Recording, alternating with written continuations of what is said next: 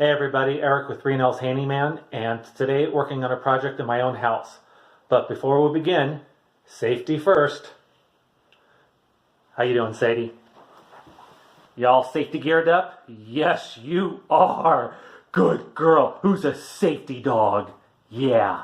Okay. Oh, you look like a little old granny. You don't look like a safety dog. Okay, here we go.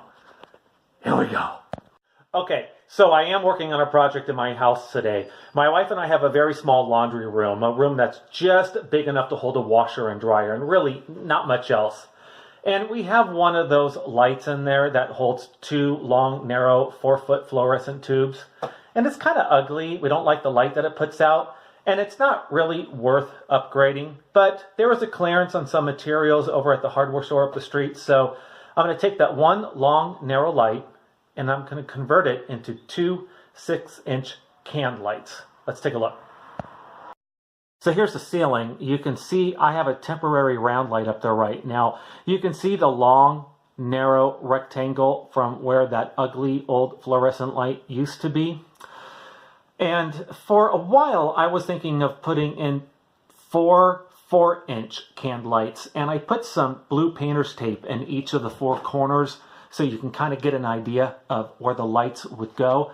But, you know, it's really too much light for a small room like this. So if I come back, I'm standing in my garage now.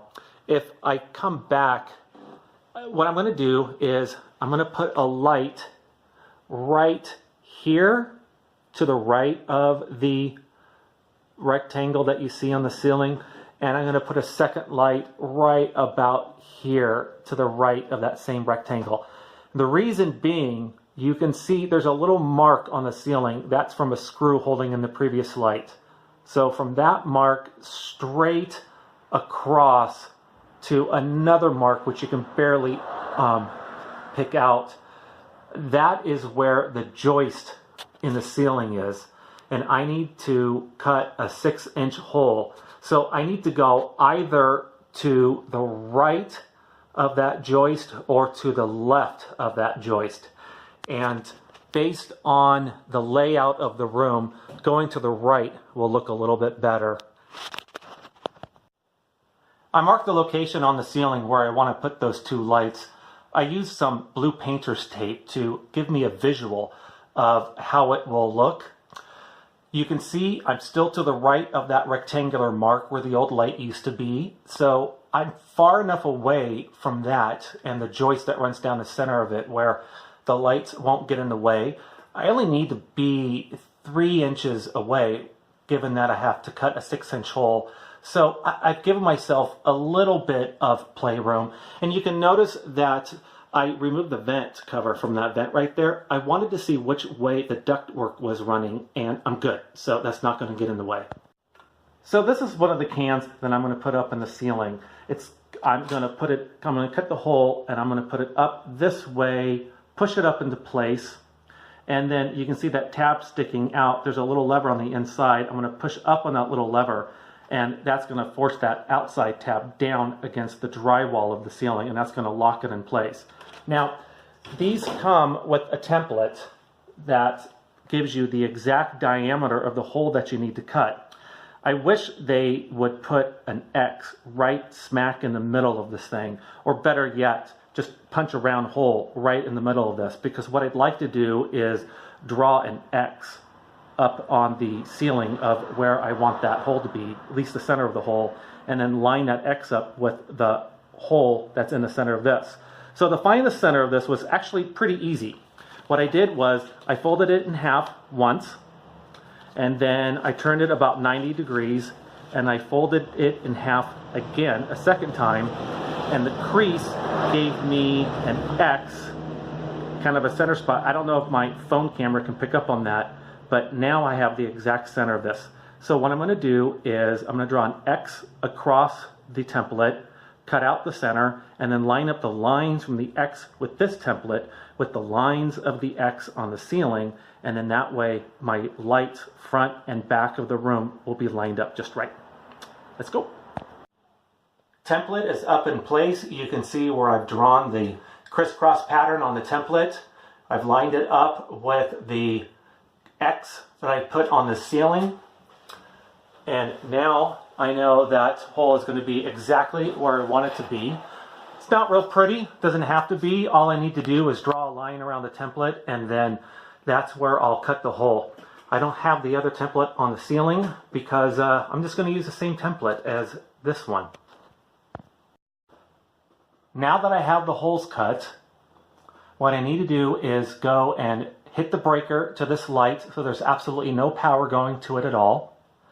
Remove this light, take the wiring that feeds this light, bring it back to this opening, and I know the wiring is coming from that direction, so I'm going to bring it back to this one. Then I'm going to take a second line of wiring. In this case, it's going to be 14-2. I'm going to run a line from this. I'm going to drop it down a couple of feet, run it from this hole, and then run it over to this one. I'm going to connect the first light to the main wiring, the hot wiring, to this. Then I'm going to connect the second line, and I'm going to run that line from this light over to this light. And then the light switch will continue to control both these lights as opposed to just this one. All the wires in place. Actually, it was a little bit easier than anticipated. The wire was coming from past this hole into this hole originally. So once I removed it from the joist here, it was stapled in, just a one staple, easy to remove. Once I removed it, I was able to reach up with my arm into this hole, reach around, find the wire, and pull it down. That's the wire that's been stripped. Then I grabbed the second length of wire, and I kept it as straight as possible, put it in this hole, ran it along the drywall, and shoved in as much as I could, and then I reached up, felt around, grabbed the end, and then pulled both ends down and cut it to length. Now I'm going to take the cans, I'm going to wire them up, pop them in place.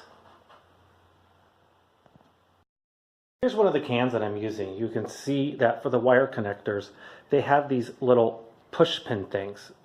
I don't know if I can focus in on that there for you. Well, trust me, you take a wire and you push it into place and it grabs a hold of it. It's a one-way thing, so it's very hard to remove the wire once it's in there. These aren't bad. There's a better option. So what I've done, taken this other can, for example, and I've cut those off and I put on what's called a Wago, and you can see these are little clamps. So you push the wire in and then you close that little clamp on the wire and it gets a good grip, and over time it won't become loose like the push-in ones. So there's less of a chance of a wire coming loose using these Wagos. Want to make sure I hook these things up correctly. So if this was the power line coming from my panel through my attic to the very first light, what I want to do is I want to hook up white to white, ground to ground, and black to black. That's pretty obvious. Now, in this case, with my very first light, I'm using a 5-lever Wago. I only need a 3-lever Wago. I'm out of them, but it's not necessary to use 3. I could use 5 in this case. What that means is, while I have power going from the main line through the Wago and to my first light, I can hook up a second line, white to white, black to black, ground to ground, coming out of their respective Wagos across the ceiling to my second light. And of course, once I'm done, everything will go inside of this can. The wires will actually come out one of these holes, probably this one. Come out, and I will put a cap over the wires so that the wires are nutted together, or in this case, Wagoed together inside of a little junction box. Okay, I've got the cans installed inside the ceiling. There's one can without the light. There's a second can with the light installed. Installing them is pretty simple. I've got an LED retrofit light here. What I'll do is I'll take this end and I'll thread it up where the light bulb traditionally goes. Now these wires from this end, I don't even know what you call this thing, they connect to the light itself through these orange clips. So I thread this up, click it to the light with the orange thing, and then I snap the light into place. All right, got those lights set up. That ugly 4-foot fluorescent light is down, replaced by 2 separate 6-inch round LED flush mount lights. It looks a lot nicer, but before we take a look, let's call my assistant over. Sadie, you ready to see those lights? All right, come on. Woo, yeah. Here we go. Lights are out. Of course, I need to paint the ceiling still, but that'll be another day.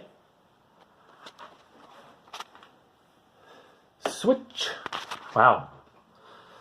Don't those look nice? It's a nice soft light. It's going to be much easier in the eyes. Okay, that was a fun project. Thanks for watching.